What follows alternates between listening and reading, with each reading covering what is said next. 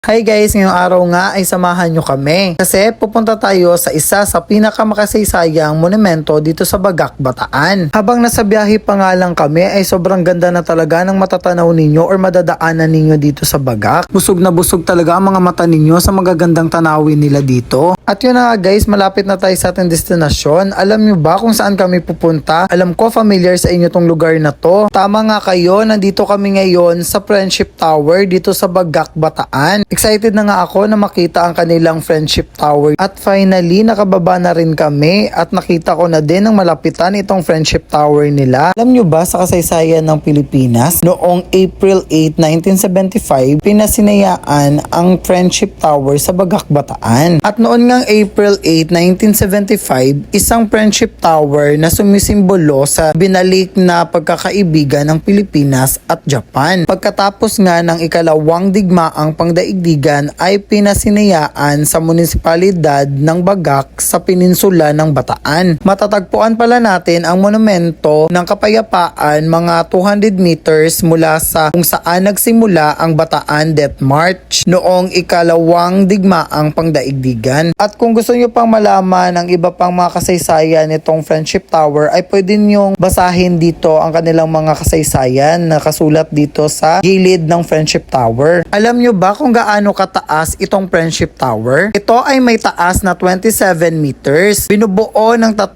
haligi na napapalibutan ng mga singsing. Gandang-ganda talaga ako sa Friendship Tower nila dito. Tignan nyo naman kung gaano kaganda at kung gaano ka classic ang pagkakadesenyo nila sa tower. At yun na guys, nagpa-video muna ako sa partner ko kasi gusto ko sana na may remembrance ako na nakapunta ako dito sa Friendship Tower dito sa Bagak, Bataan. Medyo malayo man ang aming binahe papunta dito but sobrang sulit talaga ang pagpunta namin dito kasi hindi makukompleto ang Bagak travel namin kung hindi namin madadaanan ito Friendship Tower na pinagmamalaki talaga dito sa Bagak. Alam nyo ba na ang mga monumento ng kapayapaan ay nilikha sa maraming iba't ibang kadahilanan? Isa nga sa pinagdiriwang ng ilan ang kapayapaan na kasunod ng pagtatapos ng madugong labanan at ang ilan ay nagpapahayag ng relihiyosong konsepto ng kapayapaan. At alam nyo ba ang ilang monumento lalo na ang nasa anyong mga hardin o parke ay ang mga lugar ng pahingahan at kagandahan. Nilalayon upang pukawin ang damdamin ng kapayapaan at pagmamahal sa pangkalahatan. Naalis ng monumento ng kapayapaan ang digmaan at karahasan at tumutulong sa pagpapataguyod ng kultura ng kapayapaan. Sobrang namangha talaga ako sa simbolo ng tower na to. Kung ikaw na hindi pa masyadong nakakaalam sa kasaysayan ng tower na to, ay iisipin nyo talaga na parang ordinaryong tower lang na tinayo dito sa Bagak, Bataan itong tower. Pero kapag nabasa nyo at nalaman ninyo ang simbolo at kasaysayan nitong tower ay mamamangha talaga kayo. Kaya sa mga pupunta dito sa Bagak, Bataan ay daanan nyo muna itong Friendship Tower na nandito sa kanilang lugar. Sobrang nagpapasalamat talaga ako at nakapunta ako dito at nalaman ko ang kasaysayan at yung simbolo nitong Friendship Tower. Hindi na nga ako makapaghintay na malibot ang iba't ibang klaseng mga lugar dito sa Pilipinas at malaman ang mga simbolo or mga history ng kanilang mga monumento doon. At dito ko na lang po muna i-end ang aking video. Sa mga hindi pa nakapag-follow sa akin, please follow me po. At thank you so much sa family ng aking partner na super supportive sa aking mga vlogs na ginagawa. Thank you so much guys for watching. Bye-bye!